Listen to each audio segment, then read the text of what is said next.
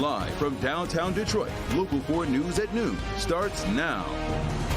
A juvenile is behind bars today after being accused of sexually assaulting a student on the grounds of Henry Ford High School in Sterling Heights. Thank you for joining us this noon. I'm Rhonda Walker. And I'm Jason Colthorpe. Police say that assault happened last Tuesday near the school's Performing Arts Center. The victim is a student at the school, as is the suspect, who was arrested and is being held at the Macomb County Juvenile Detention Center pending charges. In a statement sent to parents, the principal, Lori Singleton, said in part, "When we became aware of the allegations, we immediately contacted law enforcement. We are cooperating fully with the authorities as they investigate what appears to be an isolated incident." When Jennifer and James Crumbley go on trial next month, prosecutors will not be able to present evidence of video their son made of himself killing birds. Lawyers for Jennifer Crumbley argued she never knew about it, and the judge agreed. That ruling was then applied to her husband's upcoming trial as well. The two are facing 4 counts of involuntary manslaughter for the 4 students who were killed during the November 2021 shooting. Last week, their son was sentenced to life without parole, and as of this morning, has been transferred from the Oakland County Jail to the Thumb Correctional Facility in Lapeer.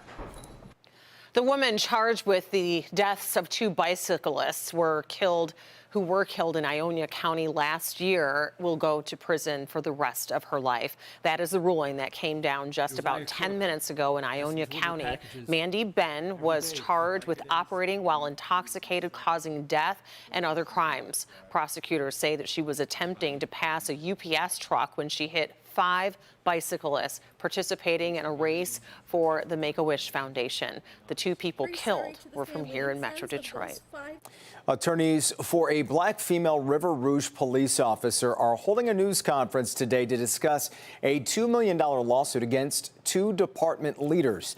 Now, according to this lawsuit, Rosa Holly has experienced ongoing harassment and discrimination since enrolling in the police academy in 2021. We are working on getting the department's response for Local 4 News at 6. New at noon.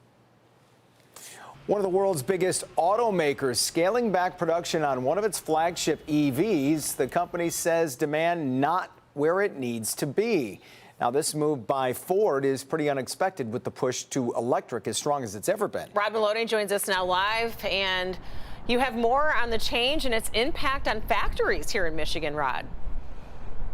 Right. You know, it's one of those things where Ford doesn't like to talk about these kinds of things because it's, it's a bad headline they don't like. But we're here at the Rouge Electric Center. That's the plant right there.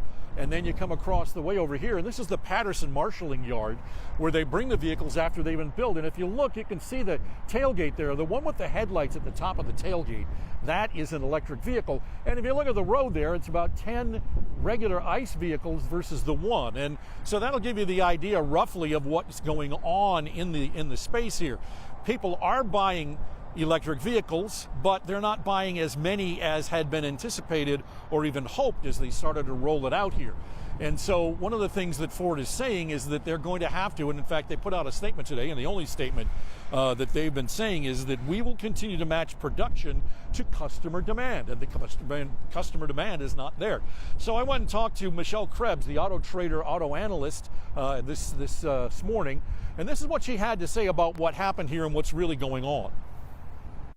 Not surprising, what we are seeing, a couple things. The total market is kind of stabilizing. We're not going to see big increases in sales next year, and the EV market is slowing. It's still the fastest growing segment, but there's a lot more players and a lot more products, so the production is outstripping demand. And so she said that we're seeing about a 50% increase in electric vehicle purchases, but it's not the level that, say, the White House, which is kind of leading this charge, is doing. And we're seeing other companies cutting back too. General Motors delaying a lot of its EVs into 2024, late 2024, as opposed to 2023, where they were saying that. One of the things that's happened, of course, is that we found is that the charging infrastructure isn't very good. There isn't much of it, and even the stuff that is there oftentimes is vandalized or doesn't work when the customer looks to get there. So these are some of the issues that are going along. We'll have full details and further coverage on this coming up on Local 4 News at 5. So for now, reporting live from Dearborn, Rod Maloney, Local 4. All right, Rod. Meantime, the UAW filing unfair labor practice charges against 3 automakers for illegal union busting activities. It was on behalf of workers at auto plants operated by Honda in Indiana, Hyundai in Alabama, and Volkswagen in Tennessee. The move comes as the union is trying to organize at non-union plants in the U.S. UAW President Shawn Fain called on workers to join the union during a Facebook Live yesterday. The UAW says its effort will cover nearly 150,000 workers at factories that are mostly in the South.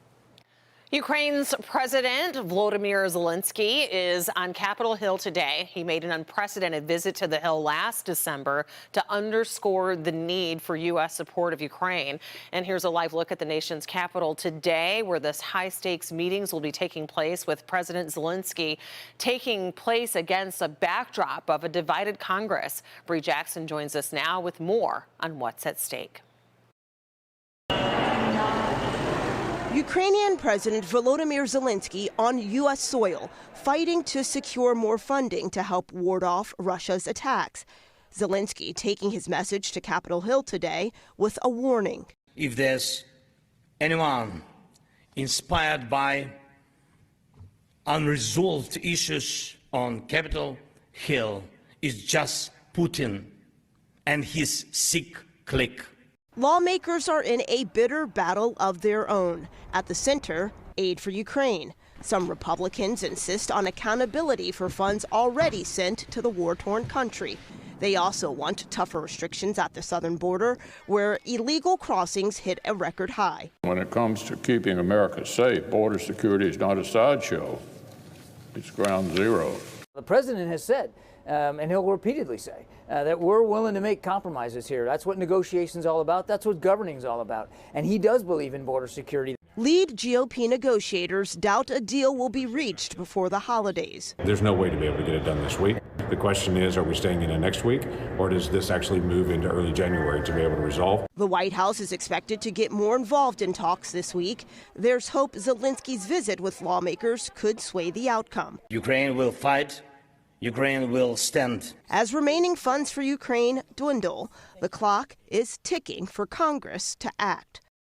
In Washington, Bree Jackson, back to you. Thank you, Bree. Thank you, Bree.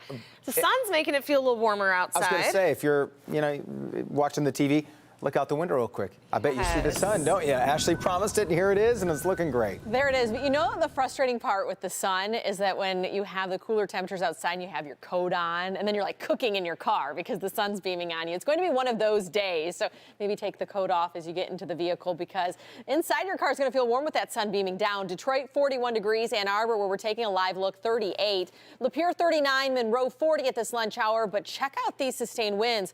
We knew it was going to be breezy today, and we have sustained winds between 15 to 20 miles per hour out there. Sky conditions vary a little bit. We have a few more clouds mixed in as you move into Mount Clemens, Port Huron, off towards Ann Arbor, but the heart of Metro Detroit, from City Airport over to Metro Airport down into Monroe, we have mostly sunny to partly cloudy conditions. So the sun is out there. Now, temperatures are just hovering right around the freezing mark as far as what it feels like out there. But this afternoon, we do get those temperatures into the low 40s. If you look at the bottom corner of your screen, we're at 39 degrees right now. So we will go up a few degrees, but it just won't feel like 40 this afternoon. When you factor in these sustained winds that potentially will gust up to about 30 miles per hour. But for most folks, they see those wind gusts in the 20 mile per hour range.